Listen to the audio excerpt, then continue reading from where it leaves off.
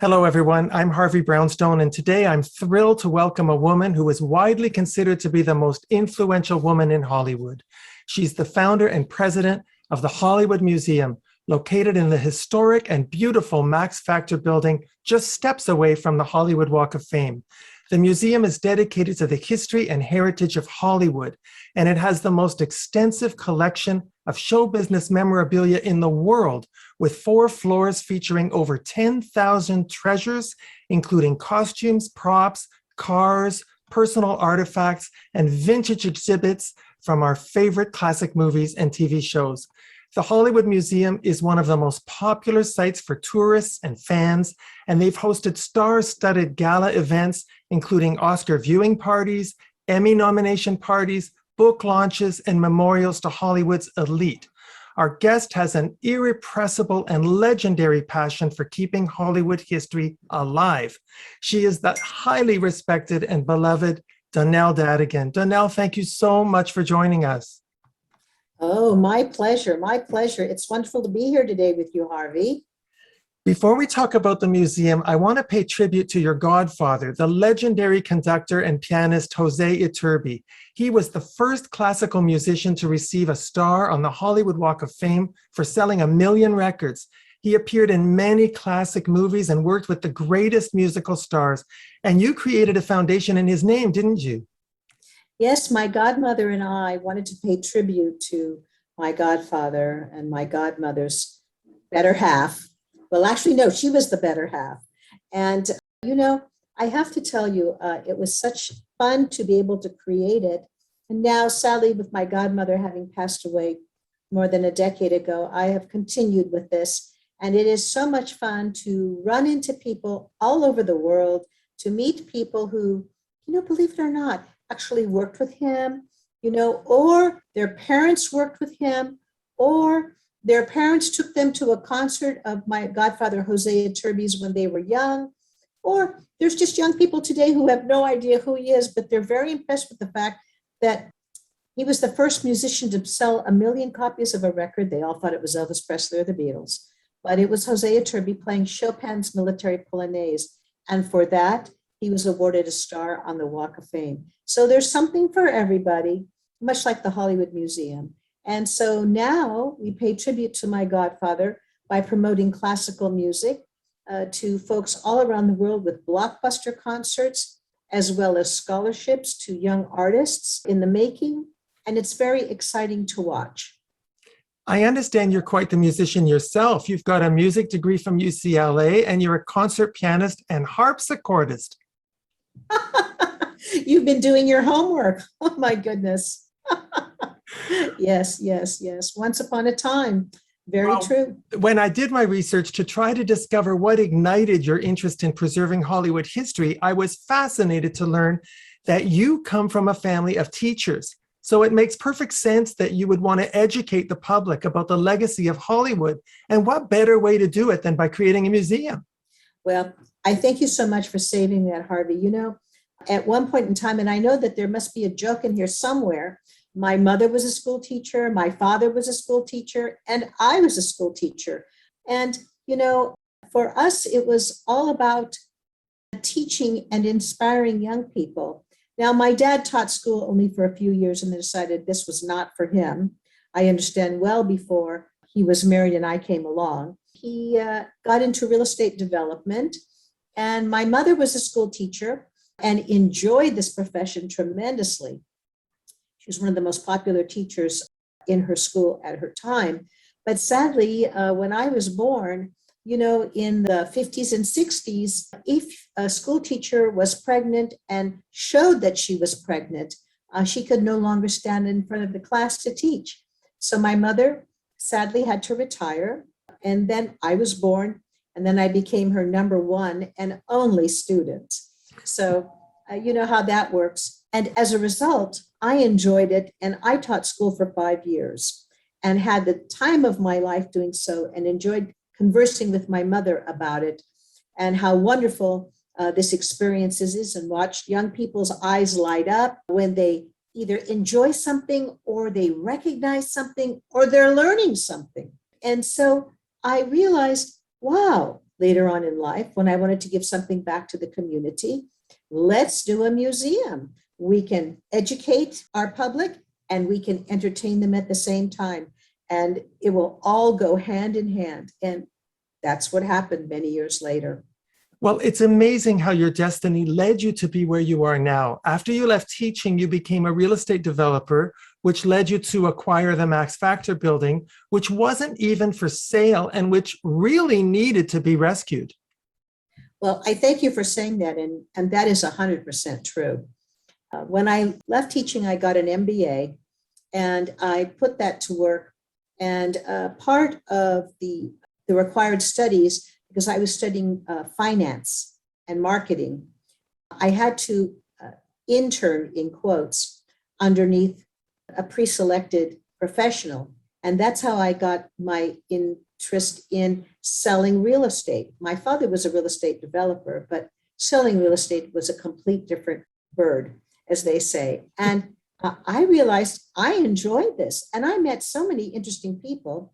And I sold real estate here in Beverly Hills, in Hollywood, in Santa Monica, in Bel Air, in Holmby Hills, in Brentwood, all the lovely areas in Los Angeles, from, Hollywood all the way to the Pacific Ocean. And when I was doing this, I think because of my background and my degrees, many of the business managers and attorneys for celebrities enjoyed that there was a real estate agent out there that had this accreditation and maybe this knowledge, they hoped, and this intelligence, they hoped, that would help steer their clients in the correct direction of what to choose when they were purchasing a property or when they were selling a property. So I had a first brush with that and I found it so interesting.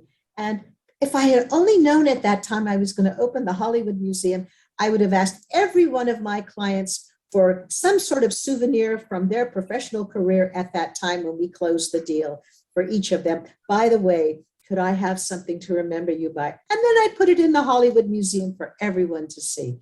But I did not know I was going to open the museum at that time. No, but you did pretty well. You bought the building in 1994, and through a fluke, you were able to obtain the original architectural plans so you could restore the building to its 1935 splendor. It's just amazing.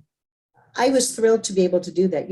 That happened at a dinner party with one of my clients who was celebrating that I had sold them a mid-century modern home looking out to the Pacific Ocean in Century City and Beverly Hills. And you could even see the airplanes land in the distance from their living room. And they restored this house beautifully. And then they threw a dinner party. And I was one of the guests. And so they had said, oh, and we want to introduce you to our real estate agent. And these are personal friends of theirs, many of them in the industry.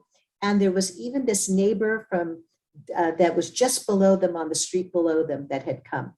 And so they introduced me and they said, she sold us the home. She helped us through the remodeling of this home. And, she's very intelligent, but we don't know what happened. She just somehow bought this building, a wreck of a hesperus in Hollywood. And at that time, Hollywood was really not in decline. It's not like it is today. And so they said, we just don't know why she did it, but she did it anyway. And then they mentioned that I had purchased the Max Factor building and wanted to open a museum. They wished that I'd stay in real estate. As they're talking, this lady across the table from me says, wow, do you know who S. Charles Lee is? And I said, yes, he was the designer for this building. He's a very famous architect and designer that's known worldwide. And so she said, oh, I'm his grandniece, and I live just down the hill. And I was like, oh my goodness, how is this possible? And she said, we're just organizing all of his things. And my husband and I, we've decided that we are not going to keep everything in storage anymore. And we're actually going to donate his entire works, his architectural plans, to UCLA. And I said, oh, wow. And I said, might you have anything for the Max Factor building? She says, there's a lot of duplicates. Why don't you come over? I said, is tomorrow morning too soon? And she said, come tomorrow morning. That's fine. I'll make coffee. And I said, great. And the rest is history. I got a full set of architectural plans from the neighbor down the road. And I followed them copiously to the T, and it ended in winning a State of California Architectural Award Well, to for be the exact, restoration. because you're so modest, I'm going to be exact. Because you stored the building in the Hollywood Regency Art Deco style, you won the California Art Deco Society Preservation Award and the State of California Preservation Award. Congratulations, Miss Donelle Dadigan. Oh, thank you. Thank you very much. I won't tell you that it was a long time ago, but for everyone watching and listening, how it is. Sometimes we may not do things quickly. Sometimes we may not be the smartest, but as long as we don't give up and we are determined to cross the finish line, good things happen. And I have to say, it was quite a learning experience for me. I can imagine. Well, the Max Factor building has so much history. It's the place where iconic movie stars like Jean Harlow, Marilyn Monroe, Lucille Ball got their signature hair colors. You've restored the world famous makeup rooms where the biggest stars like Judy Garland, Betty Davis, Joan Crawford, and Elizabeth Taylor got their signature looks. It's really the perfect place to house a museum, isn't it? Well, I thank you. I really thank you, Harvey, for saying that, because in reality, it's so true. Because if these walls could talk, and it's 4 floors, and there's a lower level, which I'm sure we'll chat about in a moment. But for me, being a person who restored and remodeled a lot of properties in my lifetime, I thought, wow, these walls can talk. Wow, people will really hear. It's not just that it was great architecture. It's an architectural landmark, and it's a cultural landmark because of all these great movie stars that you mentioned. And, just pick anyone from the golden era. They all got their looks in the Max Factor building. And equally important for your viewers is to know that not only did movie stars come and got their looks there, and not only is there an importance of the architectural importance of this building, but there's a very important cultural significance. And that is, this is the first place where women like myself and like many of your viewers are professionals, but we're not on stage or in front of a screen dancing and hoofing right and left for a camera to pick it up or for audiences to applaud. But those of us who are professionals. So in the 1930s, this was the first place where women who were professionals, such as nurses, such as secretaries, shopkeepers, assistants, we could come and buy makeup. And we could buy it out in the open. We didn't have to slink down a dark alley, and knock on the door 3 times for someone to open and check us out and see who we were and then let us in. Now there was this beautiful building. In fact, Max Factor called it the Pink Powder Puff. And women from high society would come to buy makeup. Women that were working came to buy makeup. And the movie stars come to the world famous makeup rooms to have their looks created for their next motion picture or for their next theatrical endeavor, and even for a special event such as Academy Awards. But the women at large in the public, they just love to come into the lobby because while they were buying their makeup, maybe they'd see a movie star scurry through the lobby and go into one of the world famous makeup rooms. And they would say, oh my gosh, I got to see Marlene Dietrich.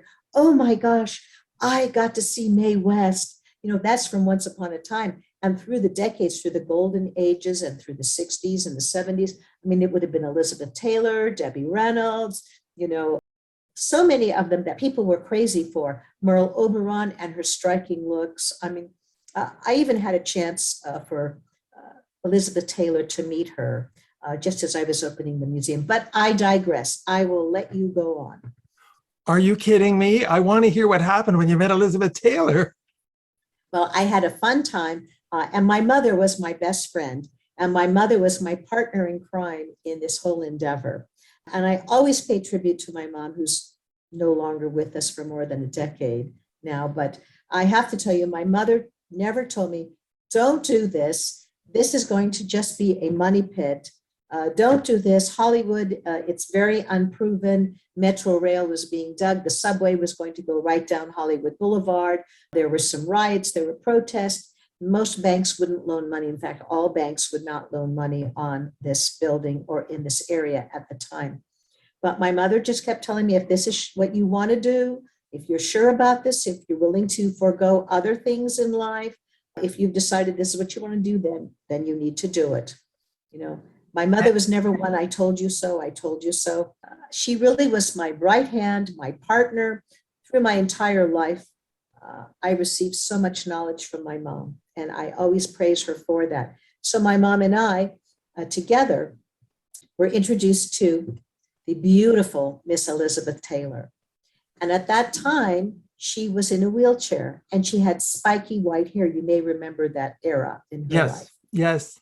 And so she came to the Hollywood Museum and she wanted to go to the brunettes only room, and she remembered being there. That was the first place she wanted to go because she remembered during her entire career, she would come and go from that room and have different looks, always with dark hair, sometimes with highlight. When it came to like Who's Afraid of Virginia Woolf, she had some highlights in her hair. But by and large, most of the time she was a brunette, and a dark brunette.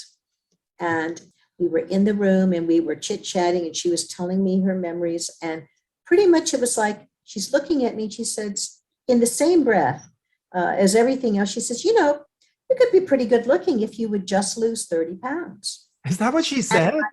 Yes. And my mother just jumped right in and she says, oh, thank you, Miss Taylor, for saying that. I've been telling my daughter this for years, but she never listens to me.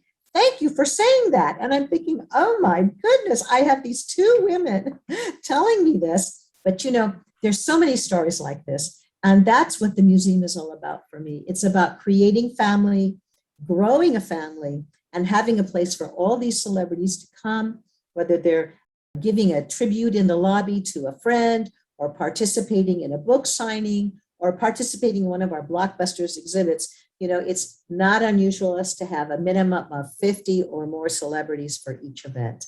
And it's really exciting. And I have to say, you know, our publicists have done a great job with this. And the museum, they have been able to get the word out for the museum to speak on its own.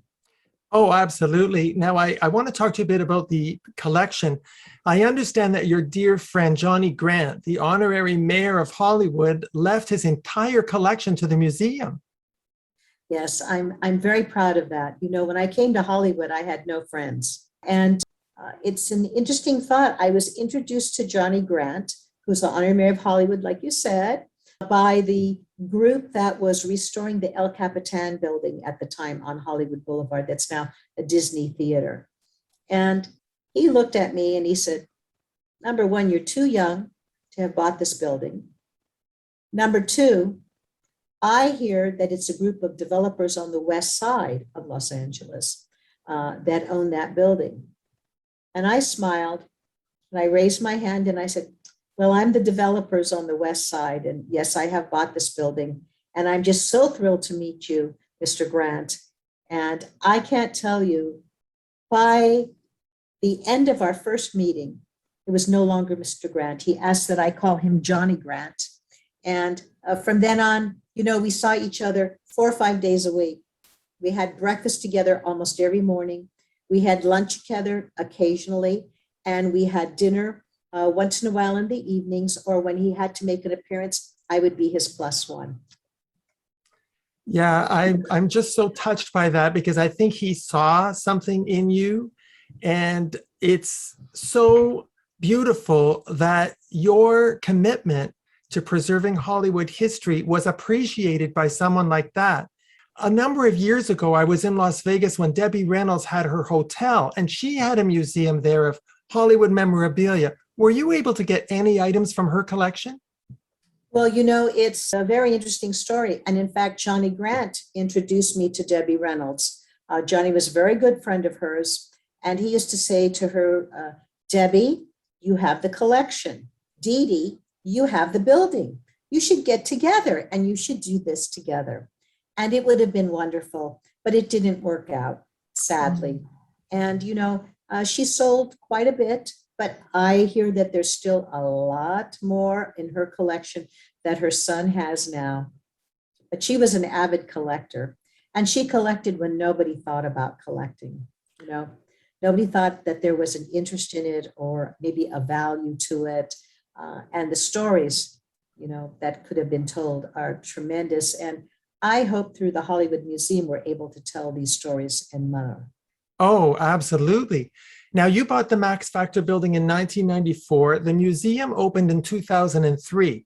This is the part that makes me adore you. You spent 9 years making your dream come true. God bless your mother for giving you that determination and that passion and that will to succeed. But it wasn't easy. I read that when 9/11 happened, you had a few setbacks in terms of support from the major studios. Oh, you have done your homework. You have done your homework. And therefore, I will answer you fully and truthfully. We always try to gloss over it. But the reality is when 9/11 hit, the studios that had made commitments to us, which by and large were all the majors and several other studios, they all pulled back their commitment because of 9/11.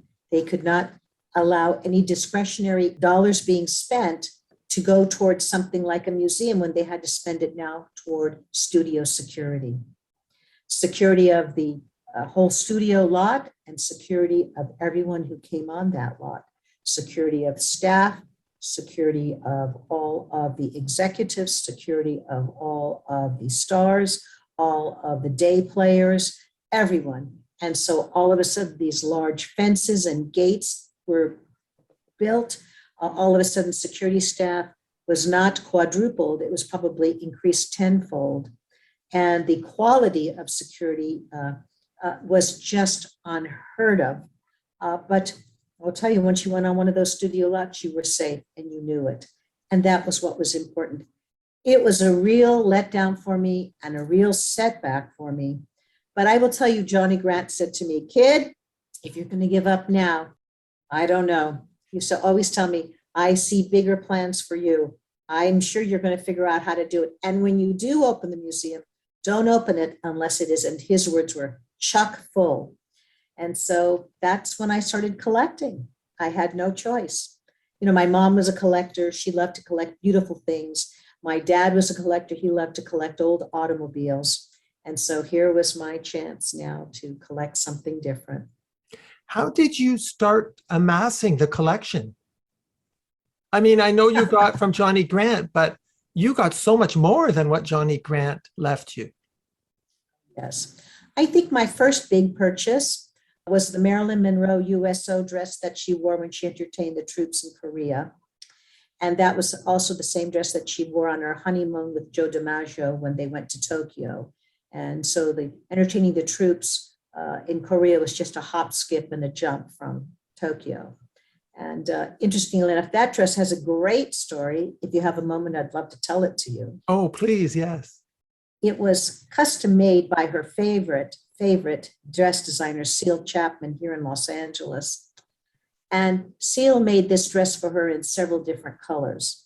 And it was very low décolleté with spaghetti straps, and it was all hand beaded with beautiful beading.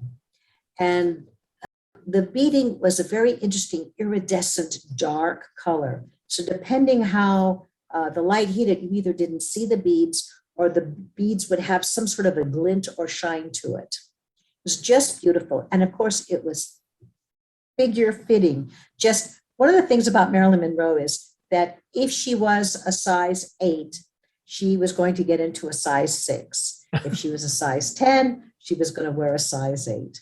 And that's why you saw every figure hugging curve possible on her body. And so when we got the dress, I have to tell you, I was so excited. And the dress came, by the way, with an armed guard delivered it. And I heard it came cross country in an armored truck. And when I got the dress, when we opened up the box, I couldn't believe it. You could still smell the perfume that was on it when she took it off and they packed it up. It still smelled a very old Chanel No. 5, which was her favorite perfume. Wow. And I always think to myself, oh my God, if we did a DNA sample on this, I wonder what it would, the whole thing. They could tell us exactly when was the last time she wore this dress. Because I really enjoyed about this dress versus some of the well-known costumes. Now, this dress is very recognizable. It's probably one of the most photographed dresses that she wore, because what I loved about this was that she wore this numerous times during her life because it was part of her personal wardrobe. And she had such success with it overseas with the troops, as well as on her honeymoon. I even have a photograph of her wearing this dress with Ronald Reagan, who at that time was the president of Screen Actors Guild. So Marilyn loved to wear this dress, and it was photographed so often with so many celebrities. It was a great find for me. Oh my heavens, yes. Some of the most popular and breathtaking exhibits in the museum are Hannibal Lecter's jail cell from Silence of the Lambs, Boris Karloff's mummy. You've mentioned Marilyn's honeymoon dress, which she also wore when she entertained the troops in Korea. You have her limousine, Elvis Presley's bathrobe, Sylvester Stallone's boxing gloves from Rocky, so many more treasures. In a very real way, Donelle, you've preserved these precious items which might otherwise have been lost forever. Well, I appreciate you saying that. It's interesting because the goal for the museum, for all of your viewers, is that there's something that spans the last 100+ years of Hollywood, from the beginning of silent pictures all the way through films today. And, you know, we have an Emmy exhibit every year. We do an Academy Award exhibit every year. So it's the newer films that are also highlighted. But also we love to make comparisons about Once Upon a Time, how, you know, how history repeats itself. It goes around in a circle. And I think that that's kind of fun, because maybe that's the school teacher in me. But it's always fun to equate, you know, modern day, such as Madonna or other individuals who fancy themselves or have actually done in video themselves as Marilyn Monroe. And meanwhile, you have the real Marilyn Monroe dresses and you have a Madonna dress. You know, it's kind of fun to see all of that. Well, I should just mention also that you have the largest collection of Marilyn Monroe memorabilia on display at any time. Isn't that right? Yes, it is. Yes, now, it is. You know by now, Donelle, that I've done my research. I also know that when you were growing up, your parents were big fans of George Burns and Gracie Allen. So I have to ask you, do you have any George Burns memorabilia at the museum as a way of paying tribute to your dear parents? I actually do. And, you know, it's a funny thing, because Rich Little came to the museum. He did an evening with us, and he brought his cigar and big glasses from George Burns and an ashtray. And I took him later, and I had brought out of the vault George Burns glasses. And I said, these are the real glasses. And he wanted to hold both of them. It was like, oh my gosh, I better remember the real ones is in the right hand or in the left hand as he's holding them both. And it was so much fun, I have to tell you. Yes, but you know, it was so much fun when I grew up to maybe meet these people coming and going, but I never really thought or work with them in my real estate, but I never really thought that I was connected with Hollywood. And it was Johnny Grant, Hollywood's honorary mayor, who said to me, and my nickname is my initials, Dee Dee. And he'd always say, Dee Dee, you know, you don't realize it, but you are very well connected. He said, it's just because you never play on that. You never use that, so you never think about it. And I thought to myself, oh, he's just talking. What does he know? That's so sweet of him to say that, but that's not the truth. But as the museum has progressed, we have met so many interesting celebrities that, you know, we call each other by our first names. And that's so exciting, you know? Well, I think you're being very humble, because I have to tell you, we've done now over 90 episodes of our show, most of whom are Hollywood celebrities. Every single celebrity has said, have you invited Donelle yet? Make sure you get Donelle. Don't forget to ask Donelle to come on your show. We all love her. So yeah, you're connected. Well, thank you. Thank you very much. That means a lot to me, because that tells me that what we are doing, it really makes a difference. You know, it's a passion for me, and it's even more exciting when more people enjoy it. Oh, absolutely. So and I very much wanted to do this interview with you from the beginning, because I'm a huge Hollywood fan. My viewers are, which brings me to my next question. I love the fact that you've paid tribute to my all-time favorite TV star, Lucille Ball.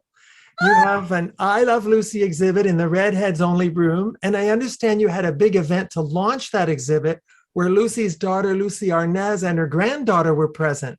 That must have been amazing. Yes, it was really quite something. And her granddaughter was like 8 months and 3.5 weeks pregnant, but she was determined to come for her grandmother. And she spoke. She got up and spoke. And then afterward, we giggled because she has dark brown hair and I have brown hair. So we decided we would just hang out in the brunettes only room, even though her grandmother, Lucille Ball, got her signature red hair in the redheads only look.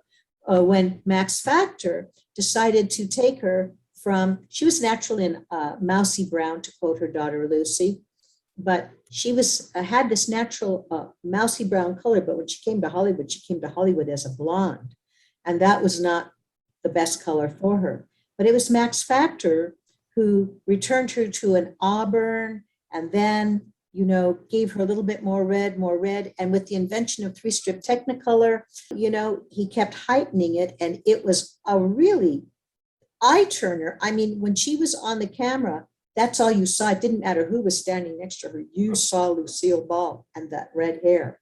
It's quite extraordinary, really. But we've had so much fun with so many celebrities.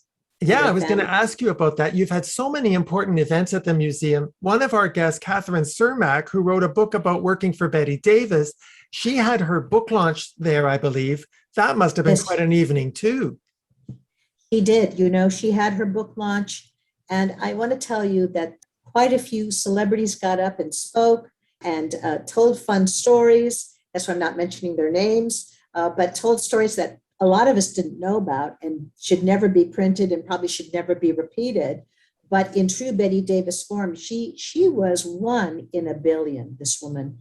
And Catherine, my gosh, she learned so much from Miss Davis. And she was so generous to share it with all of us. And we had a fabulous exhibit of Bette Davis's. And it was just an evening. And, for me, the fun part of these evenings is there's always a time, it starts at this time, it starts at 6:00 and it ends at a certain time. But that certain time comes and goes. And sometimes we're there 2 hours later with many, many guests remaining so that they can, chit chat with each other. A lot of the celebrities haven't seen each other in a while because they're all busy working. And the museum, it's a way for them to just check in with each other. Oh, yeah. I mean, another one of my favorite guests, Miss Ruta Lee, she had her book launch at your museum as well. And she is frequently attending events at the museum. And I'm always so happy to see pictures when I see Ruta's there. I just love her. I have to tell you, I love her. She's quite something. And, she was our first event when COVID started to lighten up, and our first event to come back. And we had a private event, which was Ruta Lee's book signing. But instead of holding it in our lobby where we traditionally do, so much fun because of the Art Deco splendor and the world famous makeup rooms around there and the exhibits that are on display in the lobby. Instead, we chose to do it up on our top floor, which is our ballroom. So it's a fabulous, fabulous open room, about 7,000 square feet. So we invited about 50 guests and close to 100 because some of them brought plus one. And then also there was the press and whatnot that came. It was just extraordinary press because it was the first time something had happened in a long time. So thank goodness with this large room, Ruta Lee was able to command the stage and command this entire audience. And we had such fun. And she's such a dynamic individual. I've got to tell you, she is so dynamic, so quick, so on top of it. And she's always got a response. And then if there's a moment that nobody says anything, she just jumps right in and she has something to say that starts a conversation again. She's brilliant at this, I must say. Oh, but then again, you already know that. Oh, I sure do. In fact, she's coming back on the show next week. And we recently had Joan Van Ark on the show. And I know you had a major event to unveil the costumes that she and Michelle Lee and Donna Mills wore on Knots Landing. That event made headlines all around the world. I so wish I had been there. I wish you had too. It was quite extraordinary. I can't tell you, it took me back to, my early adulthood. And, I thought, oh my God. And I thought these women were so glamorous. They had such fabulous lines. They wore such wonderful clothes, had the best of jewelry, and the best surroundings. And, they had the best boyfriends and husbands. And, I thought, oh, maybe one day that'll happen for me too. And then to meet them after these years and to find out they are such dynamic, real women, Each of them has their passion, each of them so involved in what they do. It's just extraordinary. And for me, it's like time has stood still when I look at them.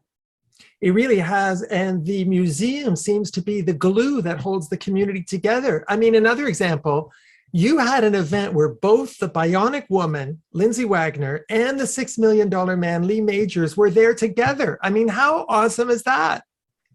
I know. Again, I have to tell you, maybe it's Johnny Grant looking down on me, my mother looking down on me, and we've got great publicists, it's just so wonderful to see this. And everyone had a wonderful time. And Mr. Majors, Lee, and his wife, Faith, they're such lovely people. And we had such fun with them before the event. During the event, of course, during the event, they should talk with all of the fans and all the other celebrities. And then after the event and the next day, I got to know them. They are wonderful, lovely people. And, let me tell you, Lindsay Wagner, what a great lady she is. She is from the heart. Everything she does is from her heart. And I so appreciate that. In fact, I feel like I've learned things. I try to learn something from everyone that I meet. And she really cares. She's a caring woman. I think it takes one to know one, Donelle. Please. When you think of America's most popular export, it's definitely Hollywood, movies and TV shows. I love the fact that tourists from all over the world who come to Los Angeles looking for a connection to Hollywood, they can go to the museum and get close to some of the most iconic treasures in show business history. Isn't it amazing? At least it is to me. It's amazing that until you open the museum, there was no place like that in Hollywood. For me, it was a shocker when I realized that. And I thought, what a natural this is. And one of the games that we play with so many of our foreign guests, I have throughout the museum, whether it's Marilyn Monroe, whether it's John Wayne, whether it's, Ghostbusters, whether it's Back to the Future, or whatever the poster is, highlighting that star or that film, I have them in several different languages throughout the museum. So we tell our guests, if they're from Japan, tell us how many Japanese posters did you see, and did you find the one with Marilyn Monroe? Whether it's French, tell us how many posters you see, and did you find the one with John Wayne? Whether it's Spanish, the same thing, whether it's German, the same thing. All the major languages, I love to collect the posters so that I can put one or two in each language up in different spots in the museum and see if our guests can find them. Now, you've got some special exhibits going on right now. One is the Back to the Future trilogy, and you also have the exhibit featuring I Dream of Jeannie. Oh, I mean, how Yes. great is that? It's wonderful. Barbara Eden, what a lovely woman. And she's so inviting and easy to speak with. And she was so helpful. And I will tell you, after we had the opening of her event, where she spoke and several other celebrities spoke, even Leonard Maltin spoke, that she arranged for several of her fan clubs to come visit us. And it was a lot of fun when they came. So yes, we do some very interesting things. We have a lot of fun with them. And for us to have an exhibit with the celebrity, that's just the beginning for us. We're trying to build a family, and that's what we seem to be doing. Oh, you are. I wonder if you could take a moment and just tell us about the exhibit behind you. Well, I'm on the second floor. This is the exhibit through the eyes of Anita Pointer. It's 50 years of collecting of the Pointer Sisters. And as you know, the Pointer Sisters were a great popular singing group, all-girl singing group. But they appeared additionally in film and on television. And I don't know if you know this or not, but they were the first Black singing group to appear in the Grand Ole Opry. Really? And so we have one of her costumes. It's not behind me, but it's to my left. And it's a great costume with gingham and a green gingham with a pinafore, very much, down south.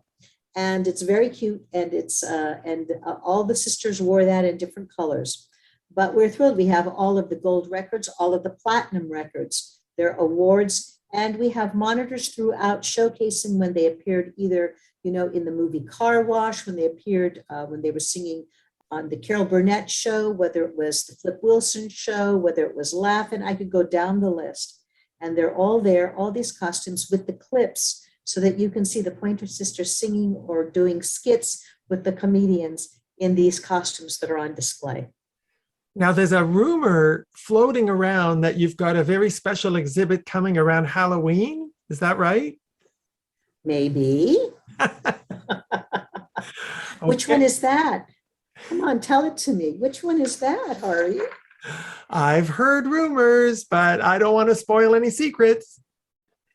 Well, we have a lot of fun coming around Halloween. We always do play up. Now, this isn't a special exhibit, but we always do play up the Hannibal Lecter jail cells from Silence of the Lambs and Red Dragon. And that's extraordinary. It's the actual set, the entire set of the jail cell and the jail cell corridor with additional jail cells leading up to Hannibal Lecter's jail cell. We even have the chair that Jodie Foster sat in. All of the walls, all of the jail cell bars and the doors and the cots, the sinks, the johns, all the paraphernalia that was there. We even have his costume, Hannibal Lecter's costume, his jail cell jumpsuit, his straitjacket, his masks, because one for Silence of the Lamb, and there was a second one that was a slightly different color that was used in Red Dragon. Of course, all of the wonderful Tatler, that's kind of like a gossip magazine that talked about Hannibal Lecter's whereabouts and his activities. Those are all on display. And then, of course, for Halloween, we have got a fabulous horror section, all the different Frankensteins and Draculas, and all of your great favorite movies from Once Upon a Time that are the scariest of all. We have them in the basement. Well, that basement, Once Upon a Time, was actually used for a different purpose. I don't know if you're aware of that or not. I think the purpose had something to do with prohibited alcohol. Yes, it did during Prohibition days, when maybe sales weren't so great upstairs in the makeup department. Down in the lower level, Max Factor turned the basement into a bowling alley and speakeasy. And would you believe my godmother, Hosea Turby's other half, would you believe as a child, her parents lived up the street in Whitley Heights, which is just on the hill overlooking Hollywood Boulevard. They would bring her to the speakeasy. They'd park her in a booth with what was a Shirley Temple at that time, and they would bowl in the bowling alley and dance, always having coffee cups in their hand. And so my godmother always said, oh, they're addicted to coffee. This is really weird. But of course, where we have the restaurant now, Mel's Drive-In, that used to be where Max Factor would manufacture homemade bootleg gin and liquor. Don't you and love he served that? it in the speakeasy, absolutely, in coffee cups. Now, you've got 4 floors jam-packed with exhibits. Do you think the museum will ever run out of space? I feel we already are running out of space. So, when I first started, Johnny Grant had said to me, hopefully one day you'll fill this building, because when we first started, we opened with 2 floors. Then we went to 3 floors, then to 4 floors. And so I don't know how it's going to happen, but, I have to tell you, we do change exhibits 4, 5, 6 times a year, always with 1 or 2 blockbuster exhibits a year with additional changing out. So we have lots of locals that come to see the museum every 2 months or so, because they know they're always going to find something new there. Oh, if I lived in Los Angeles, I'd be there every week. I want to mention to our viewers that the Hollywood Museum won a Philanthropy Award a few years ago for all the work you do for members of the Hollywood community in difficult times. Congratulations, Donelle. That's so well deserved. Thank you. Thank you very much. We're a great team. We're a great family here at the Hollywood Museum. And I am so fortunate, everyone that I came across that had an interest in working with us is still with us today.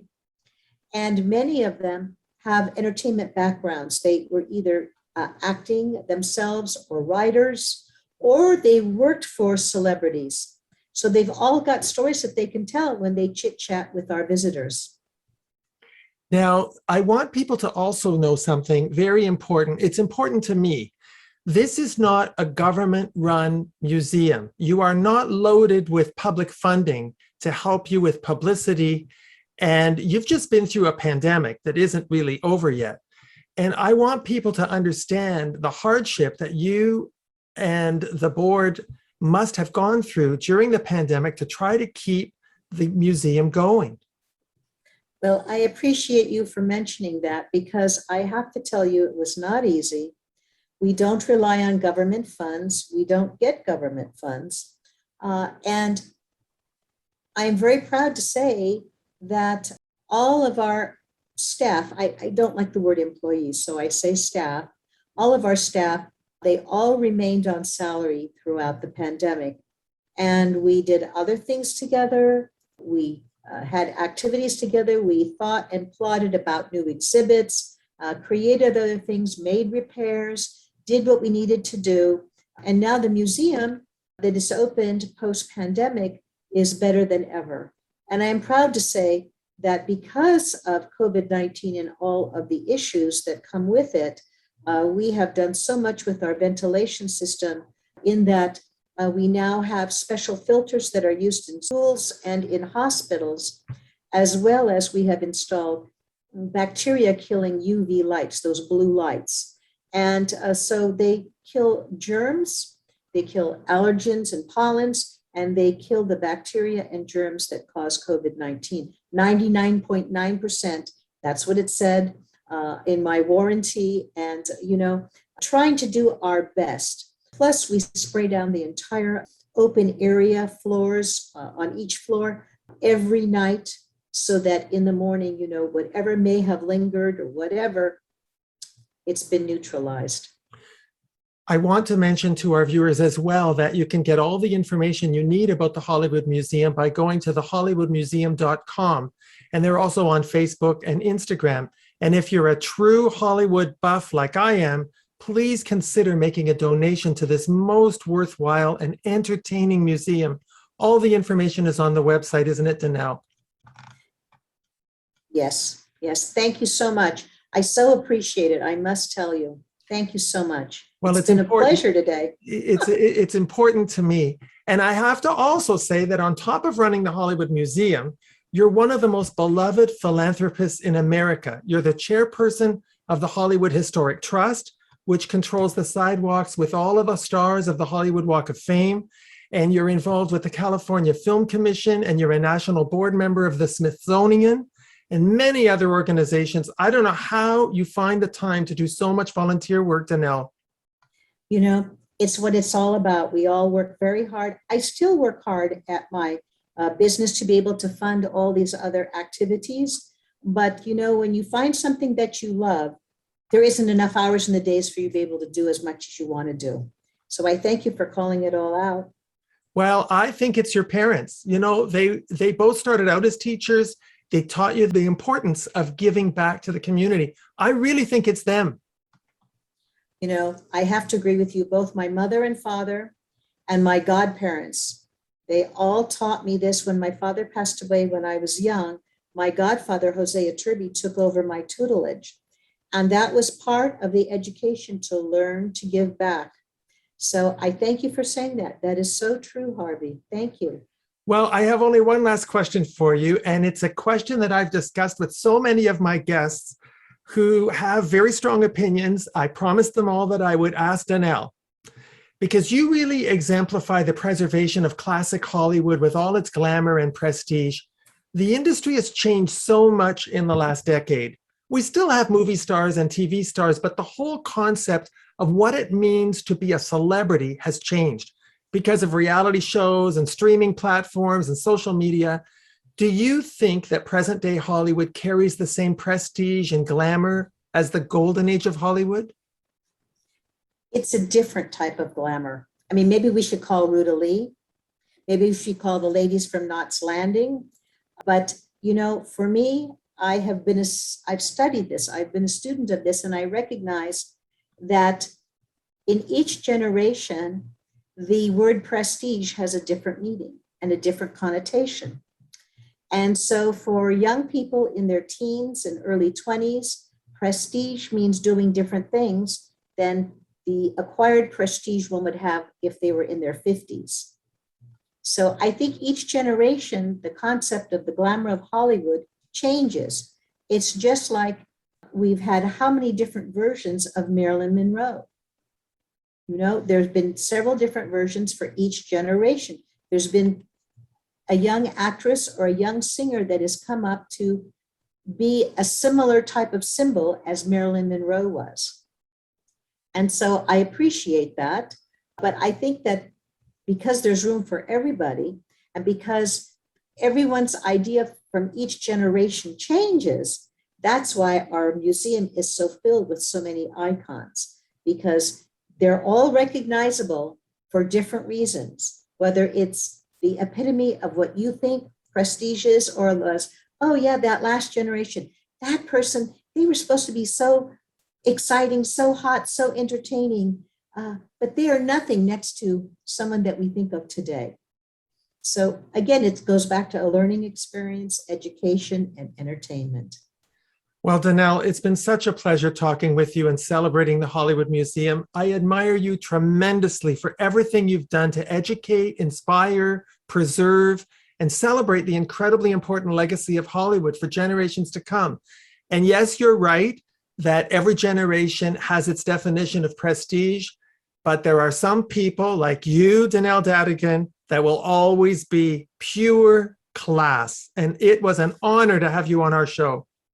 The same, and right back at you, Harvey. I've enjoyed myself tremendously. Ask me anytime, I'll come back and chit chat with you again. You are always welcome to come back on our show. Anytime you have a new event or exhibit that you want to tell us about, we will always be here for you. I wish you every success with everything you've got going on at the museum. And I hope to see you there soon, Donelle. So do I. Open invitation to you and your team.